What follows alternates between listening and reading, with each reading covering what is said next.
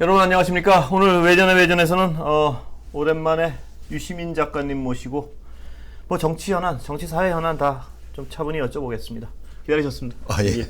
아까 제가 사실 작가님 모시고 그 작가님 직전 코너예요. 그 여당 패널, 야당 패널 모시고 저희 MBC 전용기 취재 불허 문제를 한 15분, 20분을 한참 얘기했는데 오시더니 한마디로 정리하셔가지고 좀 민망했습니다. 한마디 아까 밴댕이 소갈 딱지라고 정리를 하셔가지고 그게 사투리 딱지가 사투리 그 소갈 딱지, 소갈머리 이런 게 소갈 딱지 이런 게 다 속을 얘기를 하는 거예요. 속. 그게 밴댕이가 속이 요만큼이거든요. 저희 부친도 저쪽 경북 쪽이시라서 그 말을 많이 들었는데 사투리인가 해가지고요. 예, 사투리겠죠. 사투리겠죠. 그래서 제가 한참을 무슨 물리적 정보 접근 방지 뭐 해가지고 한 15분 떠들었는데 작가님 오셔서 그 그냥 밴댕이 소갈 딱지로 딱 정리를 하시니까 제가 민망했습니다. 뭐 다른 비행기 타고 가서 취재하면 되죠, 뭐. 예. 아까 엔트로피로 정리하시는데 상당히 제가 그런데요.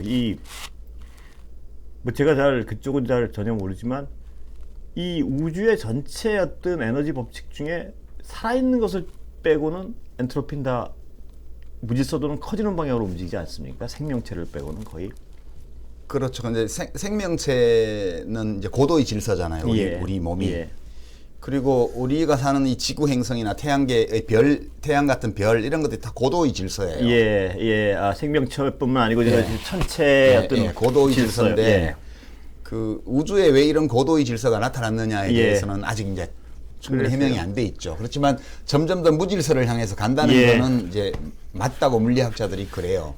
근데 그게 사실 비유적이긴 한데 사회 현상에도 마찬가지로 그 물질의 세계뿐만 아니라 인간의 그 문화 양식, 문화 제도 이런 데에도 마찬가지의 법칙이 작용한다고 저는 봐요. 그러니까 누군가가 어떤 의지를 가지고 질서를 유지하고 창출하지 않으면 무질서로 가게 돼 있습니다. 그러니까 지금 사실 이게 슬픈 얘기인데 이제 야구로 비유를 하면 올 시즌에 이제 유현진 선수가 수술하느라고 못 던졌잖아요. 그러니까 유현진 선수가 예컨대 지금 체인지업을 던져야 될 타이밍에 슬라이드를 던졌다가 홈런을 맞았다.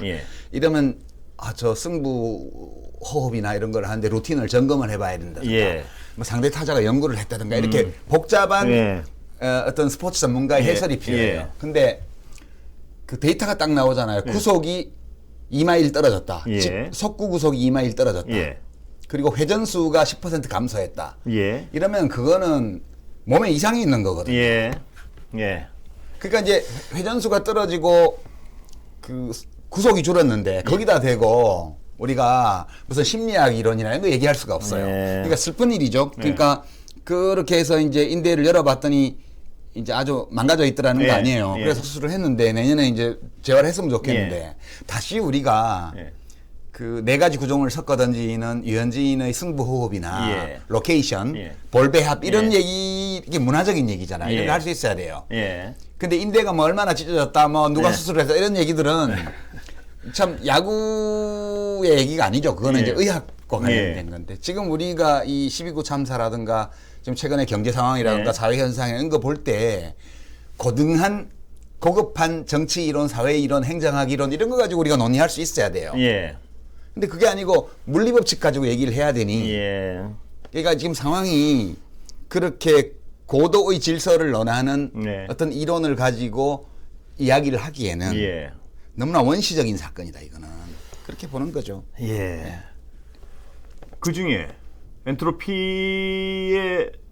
유일하게 지금 에너지가 투입되는 부분은 아까 두 군데 정도라고 말씀을 해주셨는데요. 이재명 대표에 대한 수사 부분. 그러니까 그 어떤 한정된 에너지일 수밖에 없지 않겠습니까? 이 사회도 그렇고 한 개인도 그렇고 그 한정된 에너지가 거기 몰빵이 된다 이런 해석이시죠? 그러니까 그게 이제 이 무질서도가 이렇게 계속 번지는 이유는 한정된 에너지가 한두 군데 필요하지 않은데 몰빵이 돼서 그렇다 이런 해석이시죠? 그거를 이제 뭐 정치학 하는 분들은 다르게 표현을 하시던데, 그러니까 엔트로피가 증가한다는 이 물리 법칙은 어떤 그러니까 독립한 어떤 어떤 대상, 태양계 뭐 이런 내부에서 엔트로피가 감소하는 경향이 있다 하더라도 예. 외부 환경까지 전체로서는- 묶어보면 예. 엔트로피는 감소한다는 거예요. 예. 이제 이거를 다시 비유적으로 갖다 대면 용산 경찰서가 대통령 경호 경비에 너무 많은 에너지를 집중하게 되면 예. 그러면 이제 바깥쪽 거기 엔트로피가 감소하게 되면 예. 전체 엔트로피가 증가할 수는 없기 때문에 예. 다른 쪽에서 엔트로피의 증가 현상이 생길 수, 무질서도의 증가 예. 현상이 생길 수밖에 없다는 거예요. 예. 그러면 이 물리법칙으로 표현하니까 그런데 예. 너무 용산경찰서가 에너지를 역량을 대통령 경호 경비에 썼다 보니 예. 이것이 그 과부하가 걸려서 예. 이번 이태원 할로윈 축제의 질서 유지에 신경을 쓰지 못했다. 예. 이제 이렇게 되면 대통령이 미안합니다. 예. 저를 지키느라고 너무 많은 에너지를 용산경찰서 쓴 게 아닌지 예. 자책이 됩니다. 예. 그러니까 지금 최근 이번 여론조사에도 용산으로 대통령실 이전한 게 잘못이라는 비율이 그전보다 확 높아졌습니다. 그렇습니다. 예. 그게 시민들이 예. 이런 요소를 염두에 두고 평가를 하는 거예요. 그게. 예. 저는 그렇게 봐요. 예. 그런데 이 정치적으로 보면요. 제가 보면 이상민 장관이나 적어도 예. 이 정도는 정리를 하는 것이 여론에도 유리하고 할 텐데 왜 못한다고 보세요? 작가님 보시기에는. 무지성이니까요. 예. 그러니까 이 취임사에선가 그 반지성주의 얘기를 대통령이 했는데 예. 제가 볼 때는 반지성주의보다 더한 게 무지성주의예요. 그러니까 이런 겁니다. 지금 여론조사표를 가만히 보면 예. 그 6개월 맞아서 방송 지상파 3사가 한 세 조사를 합쳐보면 예. 잘하고 있다가 평균 30% 정도입니다. MBC가 제일 많이 나왔고요. 예. 그렇습니다. KBS는 뭐 예. 26%밖에 안 나왔고요. SBS하고 합쳐보면 평균 30%예요. 예. 그러면 샘플이 엄청 많아지죠. 예, 그렇습니다. 플러스 마이너스 30입니다. 예. 하여튼. 예, 제가 30 플러스 마이너스 예. 알파예요. 예, 예. 그 알파는 아주 적은 숫자입니다. 예. 그다음에 못하고 있다는 60 플러스 알파예요. 예, 예. 세 군데를 그렇습니다. 합치면 예, 그렇습니다. 60이 넘습니다. 예, 현저히. 예. 근데 묘한 거는 MBC 조사도 그렇고 SBS 조사도 그런데 무당층 있지 않습니까? 예. 지지하는 정당이 없는 쪽에서 잘한다 못한다의 비율이 예. 2대 8입니다. 예. 15대 75, 예. 15대 80 이렇게 나와요. 예. 그러니까 그 생각을 할 줄 아는 사람이라면 예. 이렇게 해서는 정권 유지가 안 되고 예. 다음 총선이 어렵다. 예.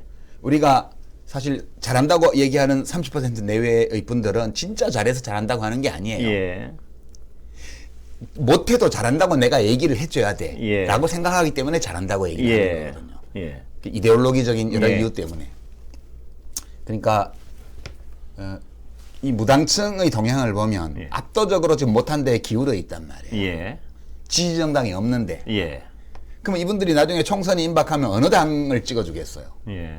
그러니까 생각이라는 걸 하면 우리가 우리 지지층 잘한다고 얘기하는 예. 30%를 보고 정치를 하면 안 돼. 예. 근데 왜 그럴까요?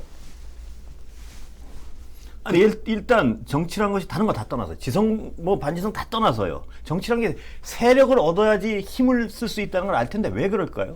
자기는 더 이상 선거에 안 나가니까 그렇죠, 대통령이. 예. 그러니까 마음대로 하는 거예요. 여론조사 같은 거 별로 중요하지 않습니다. 의미 없습니다. 라고 얘기하는 게 그냥 하는 말이 아니에요. 예. 진짜 그렇게 생각하는 것 같아요. 예. 자기 생각만 하는 거죠. 그럼 어딜 가고 싶은 건가요? 그분은 어느 쪽을 향하고 싶은 건가요? 여론도 중요하지 않고. 그런 게 없는 것 같아요. 그러니까 그냥 대통령 되는 게 중요했던 거예요. 그러니까 사법시험 합격해서 검사 되는 게 중요했고 예. 그다음에 검찰총장 되는 게 중요했고 대통령 되는 게 중요했어요. 예. 그걸 해서 뭘 한다는 없어요. 예. 그러니까 그런 분을 뽑았어요. 예. 그리고 그런 분을 뽑을 수 있어요. 예. 그런 일이 일어날 수 있습니다. 이 선거라는 무한 반복 게임이기 때문에 예. 주기적으로 하는 예. 뭐 그러면서 가는 거죠. 저는 그 작가님 그 말씀하실 때 제가 개인적으로 어떤 이 정권 전에 제가 저는 어떤 분류를 뭐 예를 들어서 이렇게 사석에서 했냐면 대통령 중에 두 가지 종류가 있다. 대통령을 하고 싶은 사람하고 대통령이 해서 뭘 하고 싶은 사람하고. 근데 우리 역사의 비극은 대통령을 해서 뭘 하고 싶은 분이 적은 게 굉장히 비극이었던 것 같아요. 제가 이렇게 보면 그 상대적으로 보면. 아니에요. 예. 그 거의 대부분 확실했습니다. 아, 확실했습니까? 예. 박근혜 대통령이 좀 덜한 편이었고요. 그분 전 뭘 하고 싶었는지 정확히 모르겠고요. 예. 박근혜 예. 대통령은 그것 좀 불확실했고 예. 다른 대통령들은 적어도 민주화 이후에 예. 아, 민주화 이후에만 딱 끊으면요. 예. 이제 박정희 대통령은 경제 발전하고 싶었던 거고요. 예, 예. 전두환 대통령은 그냥 대통령이 하고 싶었던 예, 거고. 예. 그렇습니다. 예. 예. 그건 그렇고. 예, 거기까지 그. 예. 예. 그다음에 이명박 대통령 어떻습니까? 노태우 대통령은 저는 상당히 좋게 평가해요. 예. 그 내치 분야에서 잘못한 게 많이 있지만 예. 적어도 민주화 관련해 가지고 그 당시 냉전 해체기에 예. 그 굉장히 잘 대처했거든요. 예. 그러니까 뭔가 하려고 했어요. 예. 김영삼 대통령도 마찬가지로 하나회 숙청하고 뭐 예. 금융실명제하고 우리 사회를 좀 더 투명하고 예. 민주적인 사회를 만들고 싶어 했어요. 예. 그냥 경제를 잘 몰랐기 때문에 예. 이제 IMF를 예측을 못했고 그것 때문에 욕을 많이 자셨죠. 예. 그다음에 이명박 대통령은 수익 추구를 하고 그건 뭐 확실합니다. 예. 촘촘하게 수익을 추구했던 분이고요. 예. 국가 권력을 장악해서 나의 사익을 도모하겠다. 예. 그 수익이랑은 사적 수익을 말씀하시는 그렇죠. 거죠? 그건 예. 확실했던 분이에요. 예. 근데 박근혜 대통령은 그냥 아버지의 명예 회복 이런 게 예. 그러니까 그 대통령이 되는 자체가 예. 목표에 가까웠죠. 예. 그리고 이제 문재인 대통령이야 뭐 탄핵 그럼 예. 속에서 이제 남북 관계 포함해서 소득주도 성장 등등 예. 해서 여러 가지를 하고 싶어 했던 게 있었고요. 그다음에 이제 진짜 대통령 선거 기간에도 뭘 하고 싶다는 얘기를 한 적이 없는 사람을 우리가 대통령으로 뽑았습니다. 예. 그런 거고 제가 조금 잘못 봤던 것 같아요. 그러니까 저가 이제 폭군이 될 위험이 예. 있다 뭐 이런 예. 얘기 했는데 아, 그 변하셨습니까? 좀 잘못 본 것 같아요. 제가. 어떻게 바뀌셨습니까? 폭군은 될 수 없을 것 같아요. 어떤 의미에서요? 그러니까 이제 이 윤석열 정부는 지금 6개월 취임 6개월 여론조사를 보면 아까 이제 예. 제가 말씀드렸다시피 되게 3대 6 예. 비율로 예. 3대 6 비율로 이렇게 돼 있잖아요. 근데 어떤 분들은 그 잘한다고 하는 30%가 뭐냐 이렇게 막 예. 한탄하시는데 예. 그럴 문제 아니에요. 아, 그렇습니까? 예. 그게 이제 우리가 근데 제가 그 한탄하는 분들의 말씀을 대신 좀 전달해 드리면요.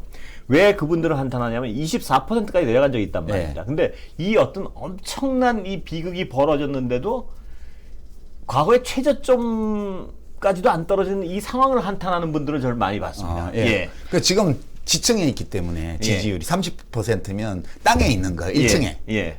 지하로 내려가려면 무슨 사건이 나야 돼요. 그러니까 박근혜 대통령 탄핵 때처럼 부정부패 사건이나 이런 데 대통령이 직접 관련됐다든가 법 위반, 명백한 헌법 위반 이런 것이 나와야지 지하실로 내려가요. 그러니까 30% 선에서 더 내려가는 건 어렵습니다. 그리고 이제 저는 이게 꼭 나쁜 건 아니라고 봐요. 왜 그러냐 하면 이제 이런 거 해석할 때 이론이 필요한데 이거는 정치학 이론이기도 하고 뭐 재정학 이론이기도 한데 그 모빌리티, 그러니까 보트 모빌리티라는 개념이 있습니다. 그러니까 이제 유권자 이동성이라는 개념이 있어요. 집단적 의사결정론에서 보면 선거가 무한 반복 게임이기 때문에 여기에서 이걸 어떻게 분석할 거냐를 보고 그러면 이제 이 모빌리티, 그러니까 유권자의 유동성, 이동성이라는 건 뭐냐 하면 집권 세력에 실망해서 야당으로 옮겨가는 정도. 그거를 모빌리티라고 그래요. 근데 이 모빌리티가 얼마나 높은 게 좋으냐.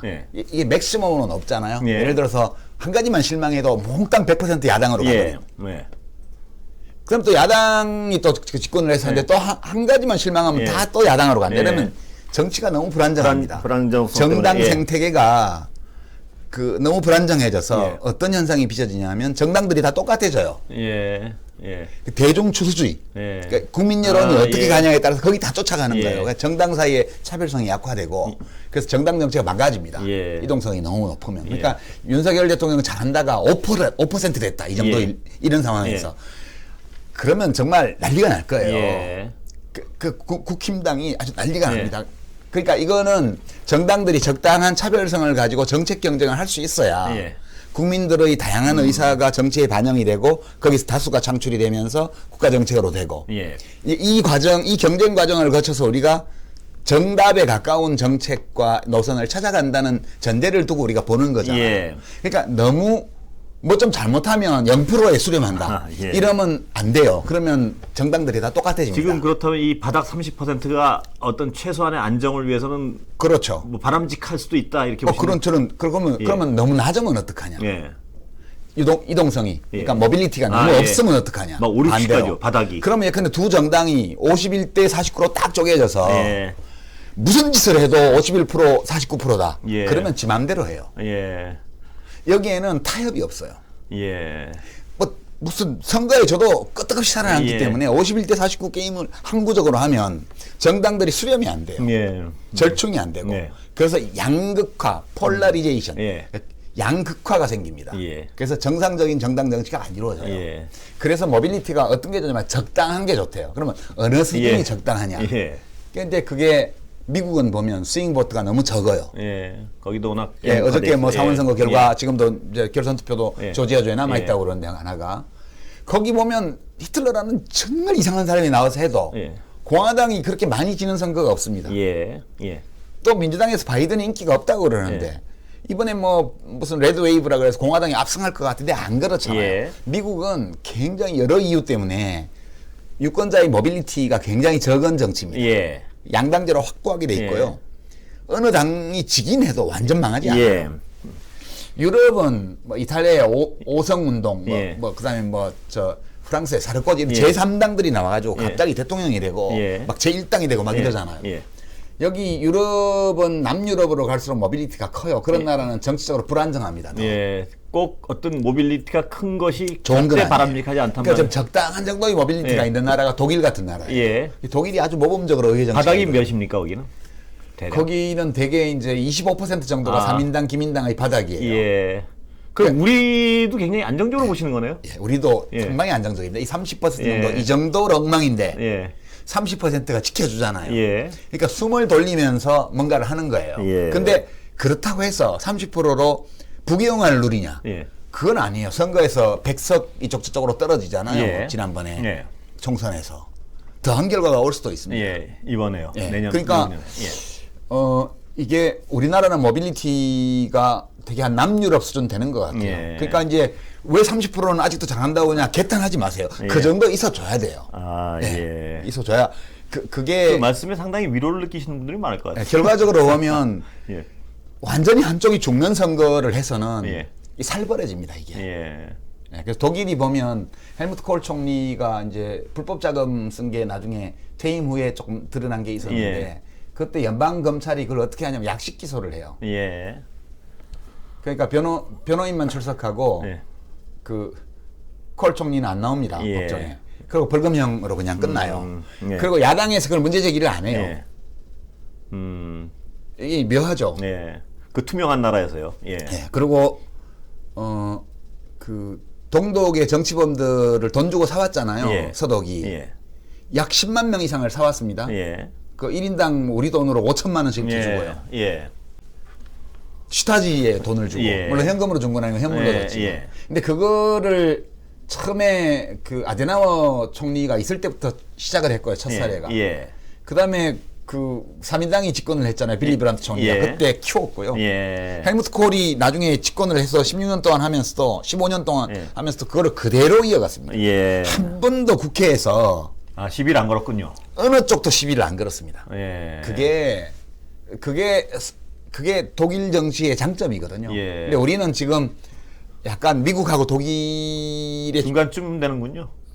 독일의 중간쯤이면 제일 좋은데 예. 독일하고 남유럽의 중간쯤 됩니다. 예. 그렇게 돼 있어서 너무 그렇게 그거에 대해서 예. 개탄하실 필요가 없어요. 그분들도 예. 진짜 잘하고 있다고 생각하는 사람 별로 없어요. 예. 예. 예. 하여튼 작가님 말씀에 위로를 느끼시는 분들 많을 것 같습니다. 근데 이제 그분들에게 제가 좀 예. 해드리고 싶은 말씀이 있긴 예. 해요. 어떤 분이 어떤 그 30% 잘한다고 예, 하는 말씀하시죠. 예.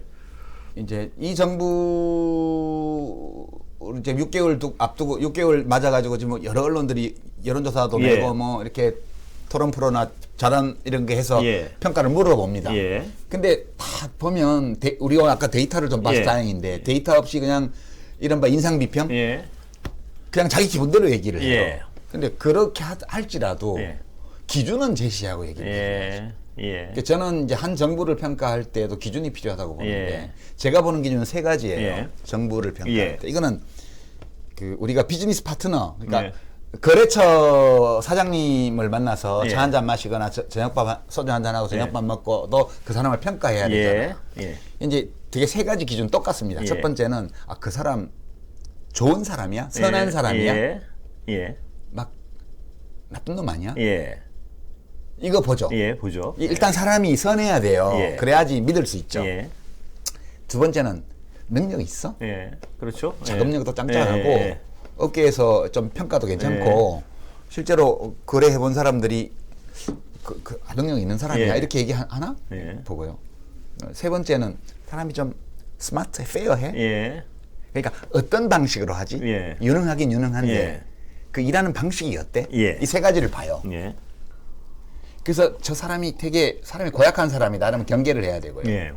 사람은 좋은데 능력이 없구나. 되게 업계에서 무능한 걸로 소문나는 사람은 거래처 트지 말아야 돼요. 그다음에 유능하고 사람은 괜찮은 것 같은데 이상하게 사업을 배워가지고 꼼수를 많이 쓴다는 거야. 그 약간 unfair 그런 방법도 쓰기도 하고 뒤통수도 치고 그럼 약간 또 이제 경각심을 가지고 사람을 대해야죠. 한 정부를 볼 때에도 그 정부를 이끄는 대통령과 그 정부를 이끌어가는 대통령의 중요한 참모들, 내각 이런 분들이 선한 의지를 가지고 있느냐. 그러니까 이게 국가 권력, 국가의 강제 권력을 이용해서 자기가 활용해서 사회적 선을 실현하려는 의지를 확실히 가지고 있냐. 이게 첫 번째고요. 두 번째는 근데 그런 선을 실현할 능력이 있어? 능력에는 여러 가지 포함되죠. 지적으로 그 문제를 파악하고 해결책을 알아야 되고, 그다음에 그것을 또 이렇게 관찰할 수 있는 수단을 찾아야 되고, 여러 방식이 여러 가지 요소가 있죠. 세 번째는 근데 세 번째는 그렇게 의지도 있고 능력도 있다고 쳐봐. 근데 어떤 방식으로 그걸 하지 저희가? 그러니까 민주적으로 해? 이렇게 사람이 이렇게 페어하게 해? 이거 봐야 돼요. 지금 정부를 볼 때 이 세 가지, 이 세 가지가 되면 데이터상 결과는 이제 나쁘게 나와도 좋지 않게 나와도 이거는 이런 사람, 이런 정부가 아니었으면 더 나쁘게 나왔을지도 몰라. 이 사람들이 잘해서 이 정도 나온 거야. 이렇게 볼 수 있는 거고 이게 정 안 돼 있으면 성과 지표가 좋게 나와도 그래서 운이 좋아서 좋은 거야. 라고 말할 수 있겠죠. 그러면 말씀. 근데 이 윤석열 정부는요, 이 세 가지 면에서 과거의 정부들과 치열한 경쟁을 하고 있습니다. 어떤 부분에서 그렇습니까? 첫째, 이제 선한 의지를 가지고 있는가라는 면에서는 이명박 정부와 치열한 경합 중이고요. 이명박 정부는 아까 이권 추구형이라고. 근데 여기 일단 포괄적으로 이렇게 선한 의지를 갖고 있는 정권이냐. 와 관련해서는 이명박 정부가 주요한 경쟁 대상이고요. 그다음에 이 강도로서 말씀하시는 건 종류로서가 아니고 이 비율. 그 영역에서. 알겠습니다. 두 번째 유능해라고 물을 때는 박근혜 정부와 치열한 경합 중이고요. 세 번째로 그 일하는 방식이 괜찮아? 멋져? 라고 묻는다면 이거는 전두환 정권과 치열한 경합 중입니다. 그러니까 제 결론을 말씀을 드리면 사악함에서는 이명박 정부를 능가하고요. 무능함에서는 박근혜 정부를 능가하고요. 그다음에 기괴함에서는 기괴함이라는 면에서는 저는 전두환 정권을 능가하는 그런 정부라고 저는 봐요. 그러니까 이제 30%의 잘한다고 대답하는 분들이 있다는 사실 자체를 제가 개탄하지는 않지만 그렇게 응답하는 분도 가슴에 손을 얹고 한번 생각은 해보시라는 거예요. 그게 그분들이 30% 있어주는 게 꼭 우리 정치에 나쁜 건 아니라는 전제를 두고 제가 드리는 말씀이에요. 왜냐하면 지금 정부가 그걸 믿고 지금 뭘 하고 있거든요. 거기를 보고 하고 있어요. 그러면요. 그러면 안 되는 거죠. 근데 작가님 보시기에는 지금 윤석열 대통령은 어디로 가야 하는 방향성 자체가 없다는 말씀을 해주셨는데요. 그렇다면 저 당에 있는 그 정치인들은 고민이 많을 거 아닙니까? 지금 그 선거도 있고 정치도 해보셨으니까요. 그들 어떤 식의 어떤 움직임이 예상되십니까? 이제 지금 이제 속으로 걱정이 많죠. 제가 보기에는 이렇게 가도 되나? 근데 대놓고 대통령한테 말하기는 그래요. 왜냐하면 검찰을 다 쥐고 있잖아요. 소문으로는 검찰에 캐비넷도 많대는데 캐비넷이 모두 많대는데 괜히 나섰다가 별로 이렇게 관계가 안 좋으니까 이준석 저렇게 날아가고 뭐 당대표도 날리고 막 그러잖아요. 그러니까 약간 겁나죠. 이제 지금 취임한 6개월밖에 안 되는 현직 대통령이고 성품이 자기의 명성을 높이기 위해서는 일가족을 도륙하는 것도 마지 않았던 사람이잖아요. 검찰총장 시절에. 공포가 있을 거란 말이에요. 그리고 지금도 검찰을 동원해서 정적을 숙청하는데 노골적으로 하고 있습니다. 예. 그러니까 이게 이제 미국에서 나온 정치학 교과서 이런 거 보면 예컨대 민주주의는 어떻게 무너지는가라는 그 유명한 책이 있습니다. 거기 보면 이 경계하고 살펴야 될 유형의 정치인으로 뭐 이렇게 한 3가지를 꼽는데 그 중에 하나가 그 사법기관을 동원해서 정적을 감옥으로 보내려 하는가. 그게 주요 기준으로 있군요. 예, 그게 제일 중요한 기준 중에 하나입니다. 그러니까 지금 약간 겁나겠죠. 지금 사실 뭐 검사 시절에 수사권으로 보복하면 깡패지 검사입니까 이랬는데 지금 수사권으로 정치 숙청을 하려고 하고 있잖아요. 저는 이거는 굉장한 위험한 신호라고 봐요. 그 아까 새 대통령과 경쟁을 한다고 말씀을 하셨는데요. 전두환의 경우에는 군합발로 공포를 주지 않았습니까? 그거는 저는 이제 전두환은 기괴하다고 생각해요. 기괴했다. 그러니까 이제 그 군사 독재는 박정희 대통령 시절에 우리가 유신체제 때 다 경험을 해봤잖아요. 거기에 비하면 전두환 씨가 대통령으로 있으면서 광주 학살을 저지르고 나서 대통령으로 재직하는 기간에 한 일들을 보면 박정희 대통령한테 비할 바는 아니에요. 박정희 대통령은 그보다 훨씬 더 심했거든요. 사람을 얼마나 많이 또 법원을 동원해서 죽였습니까? 그런 사람이었는데 기괴했어요. 왜냐하면 누구도 구국의 결단을 내려달라고 얘기한 적 없는데 자기가 구국의 결단을 했다고 막 주장을 하고 그 배우자도 참 기괴했고요. 그랬거든요. 잠깐 그 비유엔 동의하십니까? 혹시 그 신군부의 그때 마인드와 어떤 분들은 지금 어떤 이 특수 검찰의 그 마인드는 비슷한 부분이 있다. 그거는 비슷하다고 제가 예전에 윤석열 대통령이 검찰총장이던 시절에 여기 MBC가 아니고 다른 방송 토론에 나와서 그 마인드가 거의 비슷할 거라고. 우리가 아니면 누가 나라를 구하냐 이런 거요. 그렇습니다. 우리가 하는 건 다 정의로와 이렇게. 그런데 지금 아까 전두환과 윤석열 대통령에 있어서 그 3번째 카테고리에서 더하다는 건 어떤 의미이세요? 그땐 그래도 굉장히 엉망인 부분이 있었는데 아닌 척이라도 했거든요 그때는. 지금은 아닌 척도 안 해요. 그러니까 예컨대 이런 거 있잖아. 민주당사를 압수수색한다든가 당대표 비서실을 압수수색한다든가 뭐 무슨 이런 거요. 이런 거 할 때 자기는 바빠가지고 뭐 그 언론 보도도 볼 시간 없다 이렇게 하는데 뭐 하느라고 바쁜지 난 모르겠는데 그거는 무능함을 자백하는 거예요. 정치의 영역에서 활동해가고 있는 자리잖아요 대통령이. 그리고 정당의 당원이고요. 그리고 국회에서 뭔가 입법을 하려면 야당의 협조를 받아야만 되는 구조예요. 지금 의석 구조가. 그런 상황에서 대통령한테 물어보지도 않고 야당 당사를 압수수색하고 야당 대표를 기소하고 이렇게 한다는 거는 그거를 대통령은 신문 못 봐서 몰랐다고 얘기하면 나 아무것도 안 해요. 나 멍청한 사람이에요 라고 공개적으로 얘기하는 거고요. 만약 사실이 그게 아니라면 거짓말 하는 거예요. 그러니까 어리석거나 사악하거나 둘 중에 하나예요. 둘 다일 가능성도 있고 저는 그렇게 봐요. 섞여 있을 가능성도 있다고 보시는데 박근혜 대통령보다 무능하다는 측면은 어떤 부분입니까? 박근혜 대통령 때는 루틴이 돌아갔거든요. 시스템이 그래 돌아갔다 이 말씀입니까? 그러니까 일상적으로 그러니까 막 정치 보복하고 뭐 무슨 블랙리스트에서 뭐 하고 하지만 행정부가 이렇게 돌아갔다 시스템이 유지됐다. 유현준 선수가 선발 등판하는 날 아침 30분 동안 운동장에 이렇게 가서 몸푸는 그 동작 하듯이 그 자기 등판 안 하는 날 불펜에서 뭐 하듯이 그렇게 국가 운영은 법제도로 돼 있기 때문에 루틴으로 돌아가는 것들이 있거든요. 그거는 돌아갔어요 최소한. 근데 지금은 그게 잘 안 돌아간다는 말씀이신가요? 그러니까 그때는 저 왕수석이 이제 하면 안 되는 일을 많이 했지만 그래도 루틴하게 돌아갈 일들은 챙겼던 것 같아요 대통령. 시스템을 돌렸다 이 말씀이죠? 근데 지금은 시스템이 돌아가는지 보는 사람도 없는 것 같고요. 비서실에. 그다음에 대통령실에.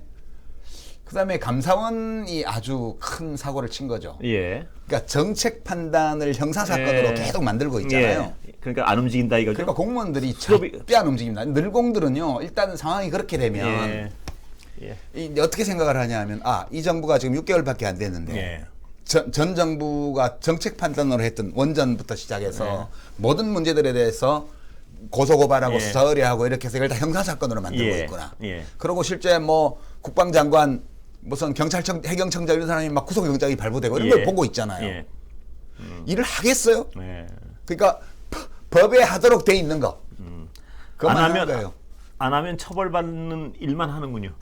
그렇죠. 해도 처벌받을 일이 가능성이 제로인 일만 하는 거죠. 그 감사원이 지금 거의 그 망나니처럼 하고 있죠 지금. 그러니까 국가기관들이 지금 루틴이 다 깨졌어요. 그러니까 우리 헌법과 법률이 규정하고 있는 기본 질서가 있는데 이게 무질서로 가고 있는 거예요. 지금 제가 엔트로피 법칙 얘기한 게 감사원은 무슨 칼잡이 감사원이 돼가고 질서도가 높은 거 아닌가요? 지금 어느 한 방향으로? 아니죠. 기본 질서는 깨지고 있는 거죠. 무질서해져 가고 있는 거예요. 감사원과 검찰은 아까 말씀하신 그 여러 가지 그 엔트로피가 커지는 반대 방향으로 가고 있는 감사원 전체는 그러니까, 이제 엔트로피가 증가하고 있고요. 감사원 사무총장하고 감사원장만 그 주변 소수만 이제 엔트로피를 내리고 있는 거죠 지금. 그렇게 봐요. 이명박 대통령과의 비교 부분은 왜 더 심합니까? 이명박 대통령은 때로 거짓말도 하셨어요. 뭐 이렇게 촛불 집회하고 이럴 때 청와대 뒷산에서 뭐 아침 이슬을 부르고. 그러니까 이명박 대통령은 이렇게 그 최소한 나의 사악한 의도를 들키지 않으려고 노력을 했던 분이세요. 그러니까 뭐 이렇게 건설사한테 뭘 막 주고 싶은데 그거를 뭐 4대강으로 포장을 한다든가. 그다음에 뭐 이렇게 뭐 또 뭘 했는지 모르지만 뭐 자원외교라는 이름으로 뭐 해주고 이런 걸 했잖아요. 그러니까 적어도 어느 정도의 명분을 만들어서 그걸 했잖아요. 근데 지금 윤석열 대통령이 하고 있는 걸 보면 예를 들어서 이런 거죠. 영빈관을 새로 짓겠다 예산을 올렸는데 국무총리가 언론 보도 보고 알았습니다. 이렇게 얘기를 해요. 아니 그러면 그런 걸 하려면 그러면 뭐 공사는 다 수의 계약하고 있죠 지금.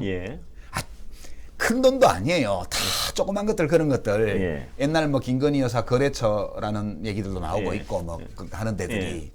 그러면 최소한의 명분을 만들어야 될 거 아니에요. 그 이명박 대통령은 최소한의 겉보기 명분이라도 만들면서 하려고 노력했던 분인데 윤석열 대통령은 그런 생각 자체도 없는 것 같아요. 그냥 내가 대통령인데 그냥 내 마음대로 하지 뭐 그런 것 같죠. 그 의식이 역시 어떤 그 특수부 검찰에서는 직업 때문에 형성된 의식이라고 보세요? 아니면 어떤 개인적 품성에서 온 의식이라고 보세요? 그거는 제가 생각하는 바가 있는데 말을 못 하겠어요. 그렇습니까? 명예훼손 무서워가지고요. 그러니까 뭐 최근에 어디 강남에 어디 바에서 뭐 새벽 1시, 3시 사이에 이쯤 시끄럽다 아직 끝난 건 아니에요. 논란이 있습니다. 근데 어저께 그 김대기 비서실장이 그날의 대통령 그 동선에 대해서 야당 의원 질문을 하니까 사무실에 있었다 그랬어요. 그러면 이런 의문이 생기는 거죠. 새벽 1시에서 3시 사이에 대통령이 집무실에 있었을 가능성과 술집에 있었을 가능성 중에 어느 게 높아? 이렇게 묻는다면 대답은 각자에게 맡기죠. 그러니까 그 부정을 못하는 거예요. 알리바이를 못 대는 거예요 지금. 저도 뭐 그게 진실이 뭔지는 모르겠어요. 그렇습니다. 그러나 그 얘기하면 되잖아요. 대통령이 그날 몇 시에 출근하셔가지고 일정은 어떻게 됐고 몇 시에 퇴근하셨다. 그러면 되잖아요. 근데 뭐 아마 사무실에 있었을 거다. 앞에 아마도 붙어 있어요. 아마가 붙었나요? 저는 그건 몰랐습니다. 대통령 비서실장이 특정 날 특정 시간의 대통령의 동선에 대해서 그건 원래 근데 초 단위로 다 기록이 돼야 되는 거 아닌가요? 다 기록돼야 맞죠. 그 기록이 없던 얘기인가요? 아니면 지금 확인을 안 해준다는 얘기? 기록 없겠죠. 저는 뭐 기록을 안 남기리라고 봐요. 지금 대통령이 누구를 만나는지도 기록이 없습니다. 왜냐하면 옛날 청와대 같으면 출입일지가 다 났기 때문에. 여기가 사택 비슷해가지고요. 그 개인 집이잖아요. 그러니까 지금 대통령이 도대체 시간 하루 24시간을 어떻게 보내는지를 아무도 알 수가 없어요. 그러니까 뭐 참 이게 무슨 조선시대로 간 것 같기도 하고. 자, 그러면 지금 일단 6개월 지났습니다. 작가님. 아직 이제 4년? 아직 1624일 남았습니다.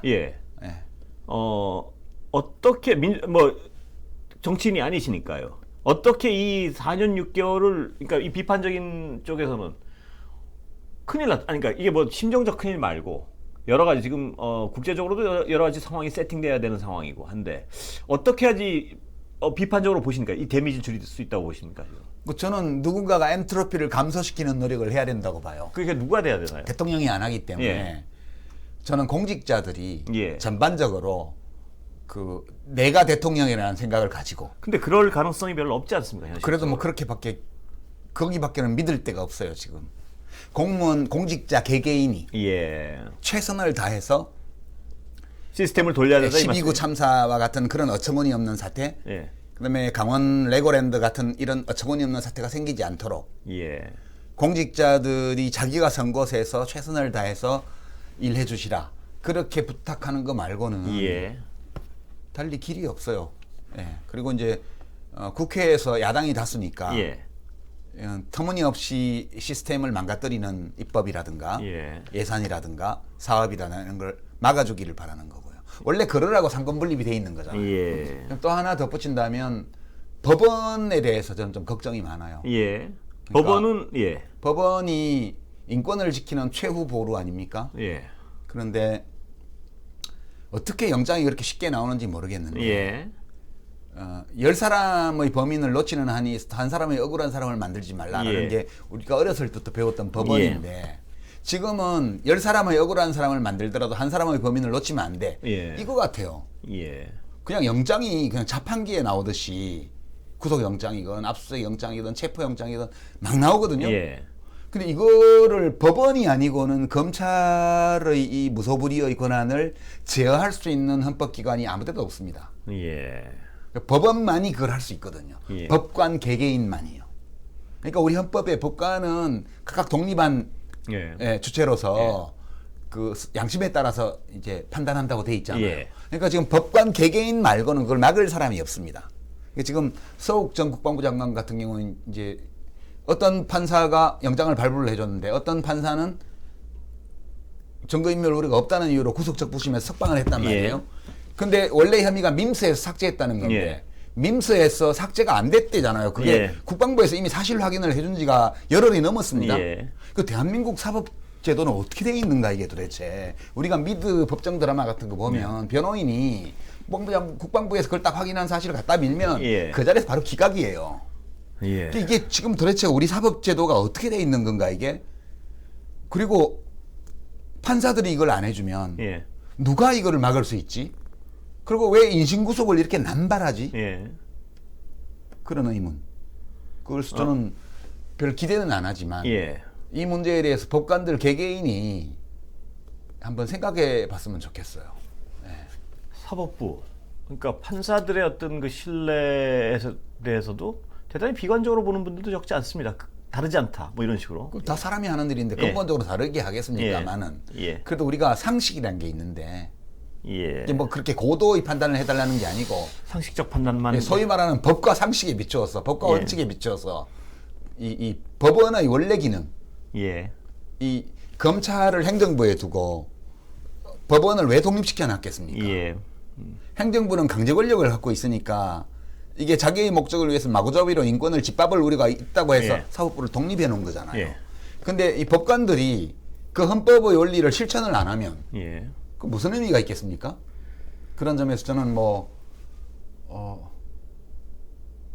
일이 너무 많아서 판사들은 이런 방송 보지도 못하겠지만 예. 그래도 이거는 너무 아닌 것 같다. 그런 생각, 아쉬움 이런 것들은 좀 있습니다. 공수처의 무능에 대해서는 어떻게 보십니까? 그건 뭐 일을 할 수 없도록 만들어 놨어요. 예. 조직의 문제라고 보시는군요. 저는 뭐 일을 할 수 없도록 만들어 놓은 거라서 예. 그렇다고 봐요. 그리고 공수처가 이제 공직자들을 하잖아요. 예. 기소를. 예. 이번에도 첫 번째 사건이 뇌물 혐의로 이제 전직 검사를 기소한 사건이잖아요. 근데 법원이 예. 같은 법조인들이 피고인에서 왔을 때는 정말 법을 엄격하게 해석하고 예. 엄격하게 적용합니다. 예. 그런 태도로 모든 사건에 해줬으면 좋겠어요. 예. 법원이. 근데 공수처에 대한 어떤 그 검찰에 대한 불신을 공수처로 극복할 수 있을 것이라는 어떤 국민들의 기대가 굉장히 높았었는데 그게 저 무능의 현실이 드러나는 순간 전 정부 자체에 대한 어떤 실망감도 저는 그 부분도 하나 있었다고 보거든요. 있겠죠. 있는데 근데 다만 제가 그 전 정부와 관련해서 하나 말씀드리고 싶은 거는 가끔 뉴스를 보다 보면 지금도 대통령이 문재인이고 윤석열이 야당 대표 같아요. 왜냐하면 아니 집권당과 대통령 같지가 않아요.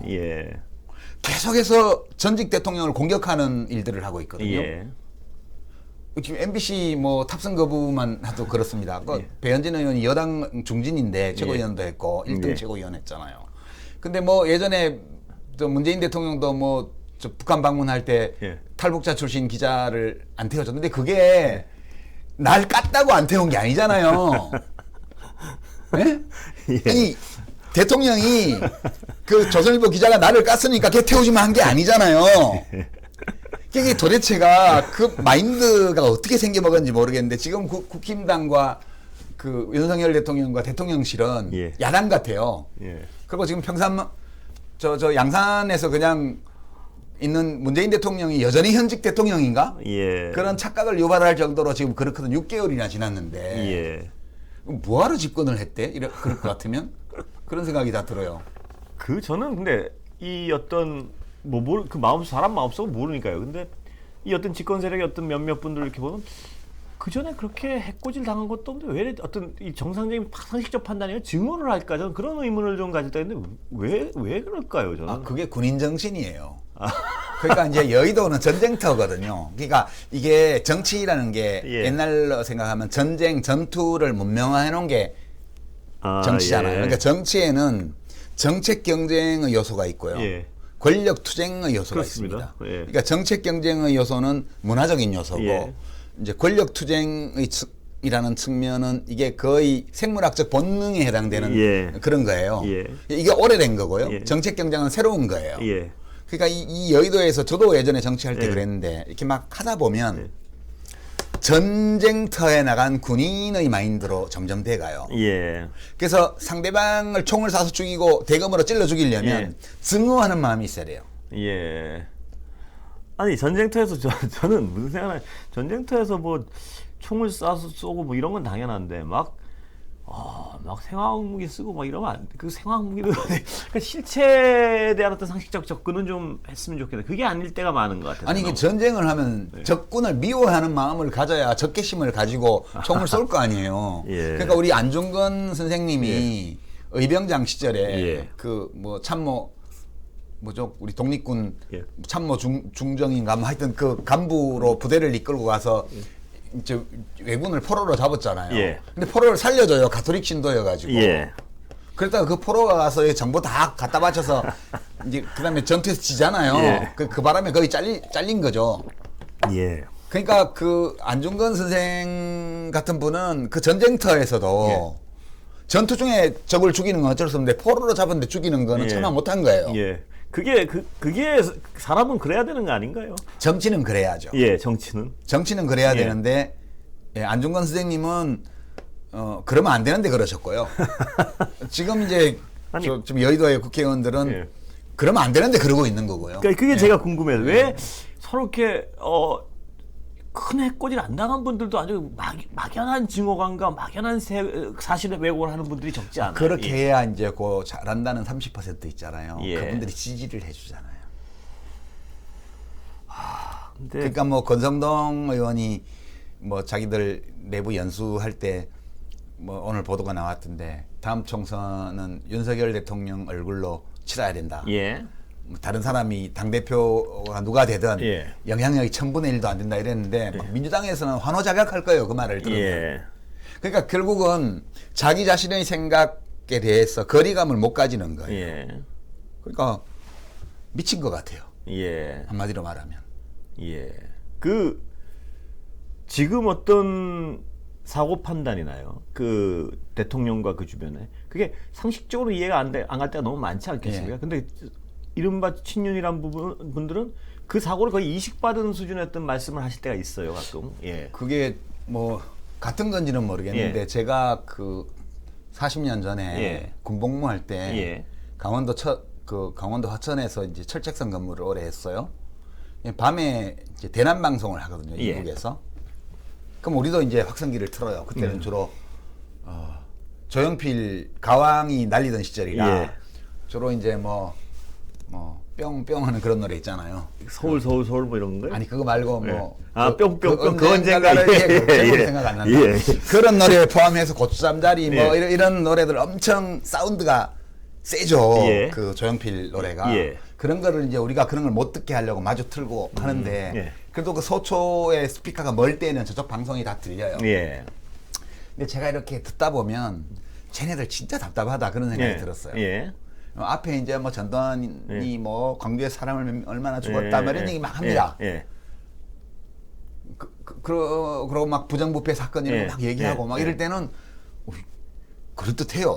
그럴듯하겠죠. 뭐 가장 약한 부분을 때릴 테니까요. 그들도. 근데 이제 그렇게 한 25분쯤 해놓고 맨 마지막에 그럼 이제 장군님의 노래를 들려드리겠습니다. 이런단 말이에요. 그럼 막 장군님 노래가 막 나와요. 거기서 확 깨는 거죠 이제. 확 깨는 거예요. 그렇지. 쟤들 미쳤어. 지금 25분 동안 투자해놓고 25분 동안 나머지 5분 동안 다 날려 먹는 거야. 그래서 제가 왜 그럴까를 좀 생각을 해봤어요. 왜 그럴까를 생각을 해봤는데 그게 이제 대적 선전대 아니에요? 우리도 보이스 오브 프리덤이라 그래서 우리도 이제 그 GP의 대적 선전대가 있었어요. 거기서 방송을 하고 그랬거든요. 그러면 저거를 왜 할까 생각을 해보면 저것이 그 우리 군인들에게 설득력이 있다고 생각은 자기들도 안 할 거야.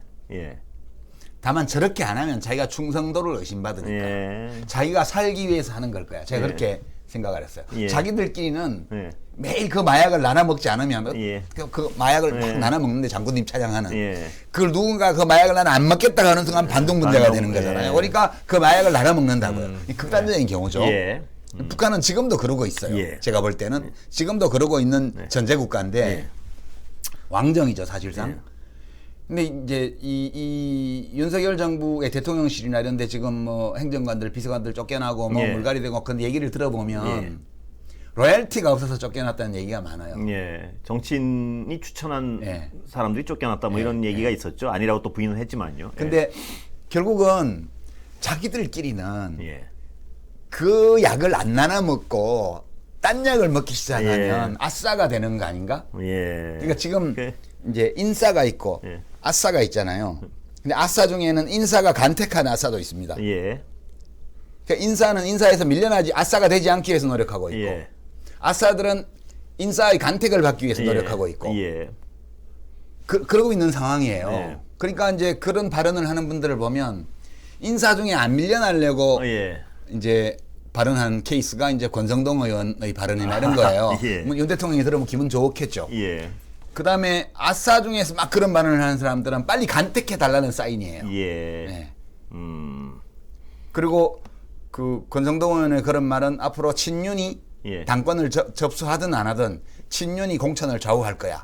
라는 사인이고 어떤 압력이라 이 말씀. 그러니까 그게 그 우리 뇌의 자기 강화 메커니즘, 학습 메커니즘 중에 기존에 믿고 있는 것을 강화시키는 정보는 계속 받아들이고 기존의 믿음과 충돌하는 정보는 배척하는 경향이 있거든요. 우리 뇌에 그거를 이제 자기 강화 학습 프로그램이라고 그러는데 그것이 가동되고 있는 거 아닌가?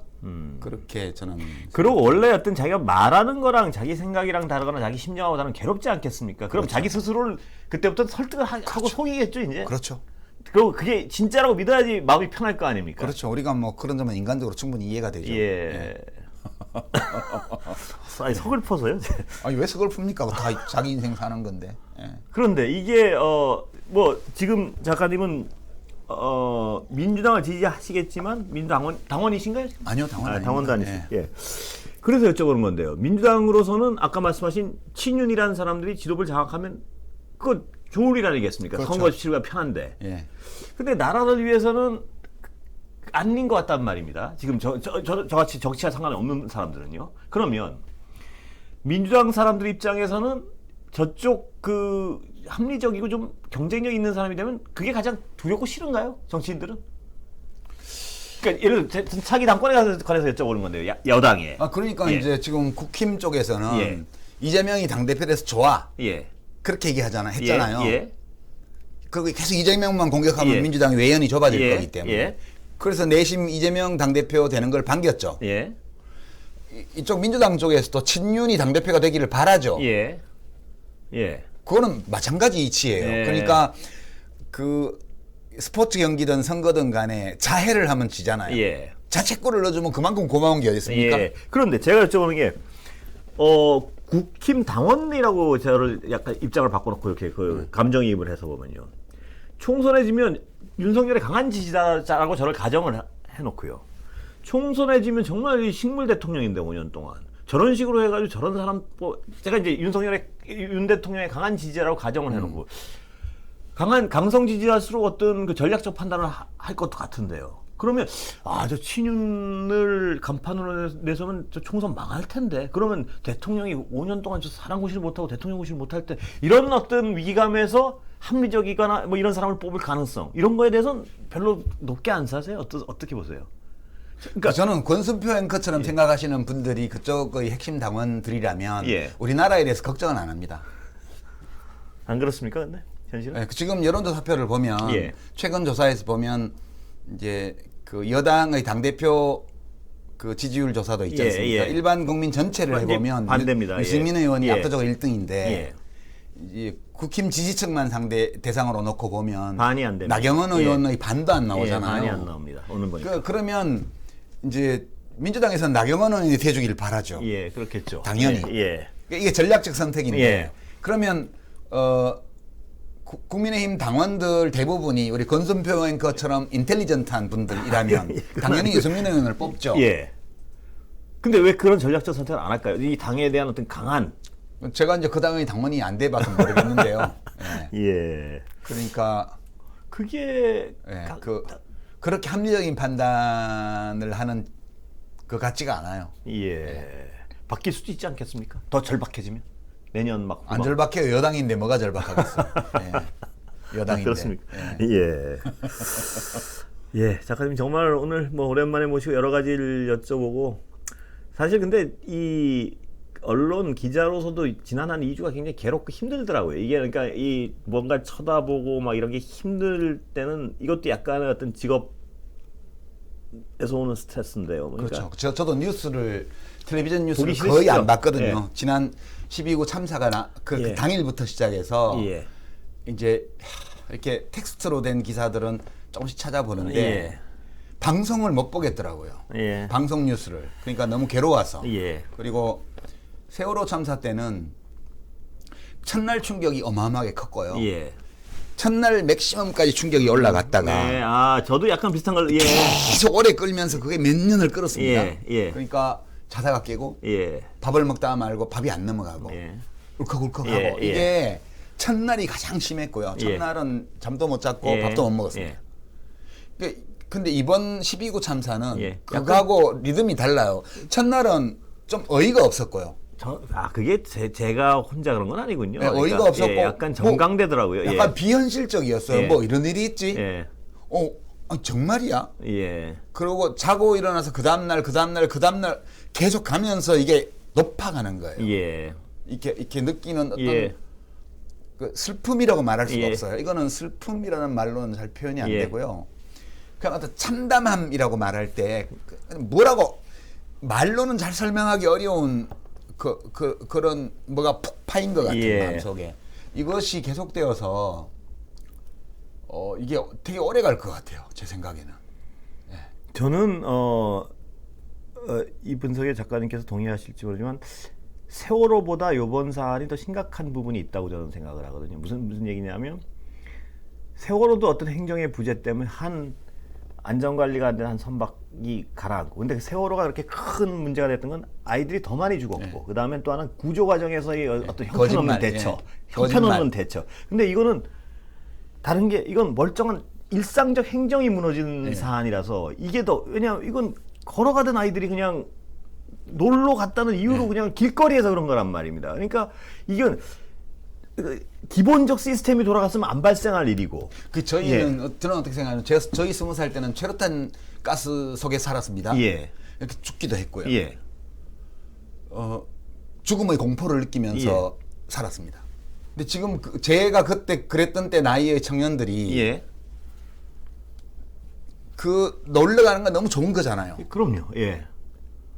근데 사람 많은 데 가기 겁날 것 같아요. 삶을 즐긴다는 것이 얼마나 좋아요. 저는 제가 최루탄을 마시면서 다녔던 그 나이의 청년들이 그렇게 할로윈을 하든 뭐를 하든 그렇게 놀러 다니는 게 되게 좋았어요. 이렇게 해도 되는 나라를 만들기 위해서 우리가 노력한 거 이렇게 생각을 했는데 놀러 갔다가 목숨을 잃은 거잖아요. 이거는 진짜 그렇습니다. 우리가 해난 사고나 교통사고는 잠재적으로 그 위험이 있다는 걸 알고 있습니다.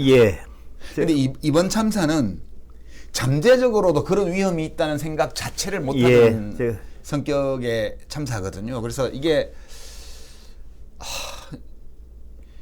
강도가 그렇게 그 세월호 참사를 막 당했을 때처럼 그렇게 확 오지는 않았는데 굉장히 오래 갈 것 같다는 생각이 들어요. 좀 그렇습니다. 그래서 뭐 아니 이게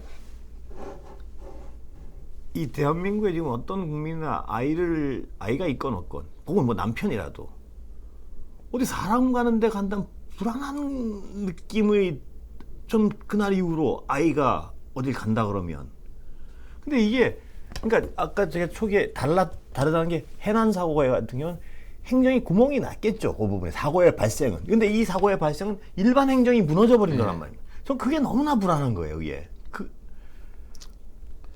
그렇습니다. 이게 참 아니 뭐 이게 대통령 책임이다 그렇게 말하는 게 아니에요. 그렇습니다. 아닌데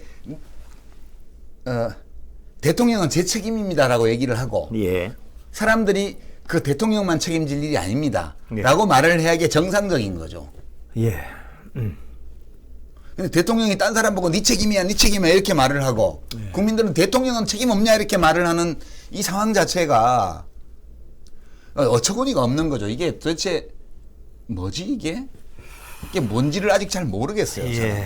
그리고 뭐 우리는 강력한 어떤 권한을 가진 대통령 중심제 국가니까 이 사람들의 삶을 안전하게 영위할 수 있게 해주고 사회를 정상적으로 돌아갈 수 있게 해주는 이 고도의 질서를 유지하는 그 에너지를 만들어내는 책임이 대통령과 함께 그리고 대통령과 함께 국가를 운영해 나가는 분들에게 집중돼 있잖아요. 일반 시민들도 책임이 있지만.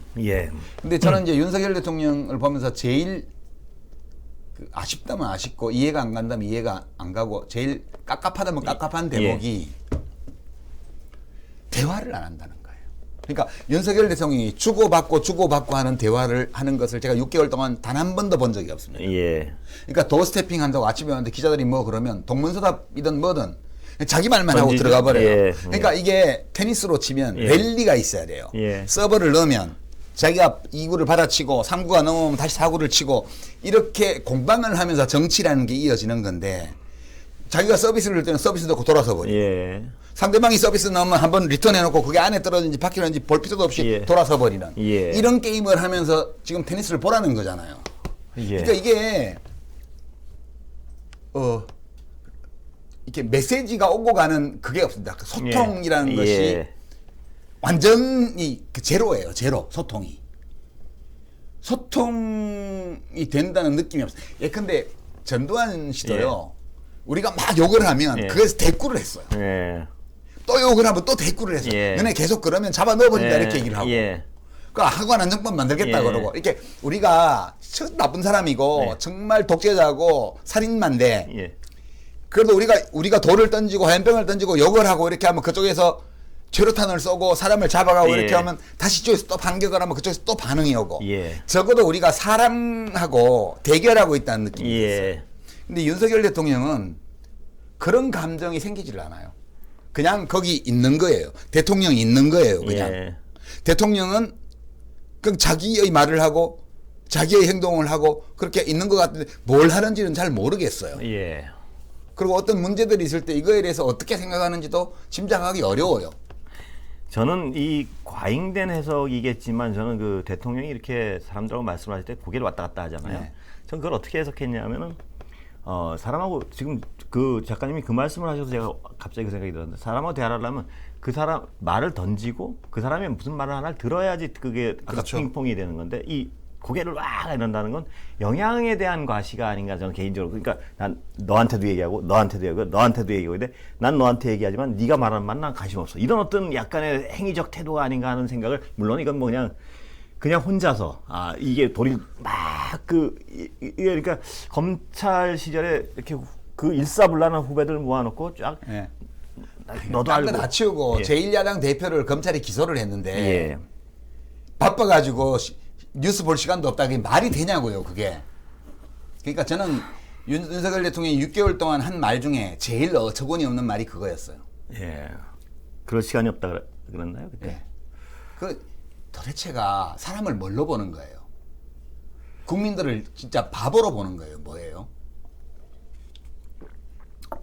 그러니까 예.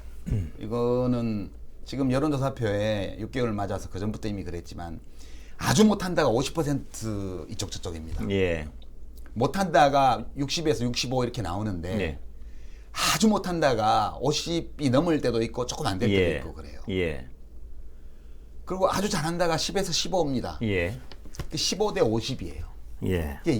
이런 조사표를 보면서 여론조사 의미 없습니다. 후보 때도 신경 안 씁니다. 이런 말을 한다는 자체가 예. 이거는 정치를 할 자격이 없는 거예요. 저는 대통령이 달라질 리가 없고요. 예. 그 환갑지는 남자가 바뀌지 않습니다. 예. 그리고 달라지기를 바라지만 네. 열심히 해주기를 바라고 잘해주기를 바라지만 그 바람이 충족되지 않을 거라는 비관적 전망을 하고 있고요. 예. 그러니까 좀 앞날이 좀 암담하게 느껴지고요. 예. 이럴 때는 누군가가 그 공백을 메꿔야 돼. 예. 누군가가 그 공백을 메꾸지 않으면 진공이 발생하는 거예요. 네. 진공이 발생하면 거기 다 빨려 들어가는 겁니다. 예.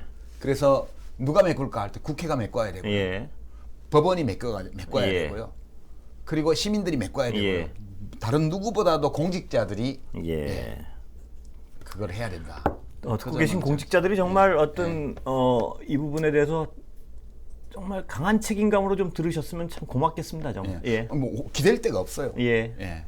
공직자들 말고는. 예. 오늘 너무 장시간 오랜 시간 모셔가지고 참 저도 대선 끝나고 지금 텔레비에 처음 나왔는데. 예. 너무 그렇습니다. 오랜 시간 모셔가지고 이거 죄송해서 보내드려야 될 것 같습니다. 아니 뭐 죄송하실 건 없고요. 저도 이제 너무 떠들었으니까 집에 가야죠. 예. 그리고 뭐 또 정리하고 그럴 일 있으면 또 모시겠습니다. 네, 오늘 너무 제가 격하게 말을 했나 그런 후회도 살짝 되네요. 근데 뭐 그 일 지나고 나서 자기도 모르게 격하게 말씀하시는 분들이 적지 않습니다. 그 참사 지나고 나서 그 상황에 대해서 또 너무 뭐 평정을 찾는 것도 뭐 좋은 일인가도 싶고요. 예, 그렇습니다. 그렇습니다. 예, 작가님 오늘 너무 장시간 감사합니다. 여러분 감사합니다.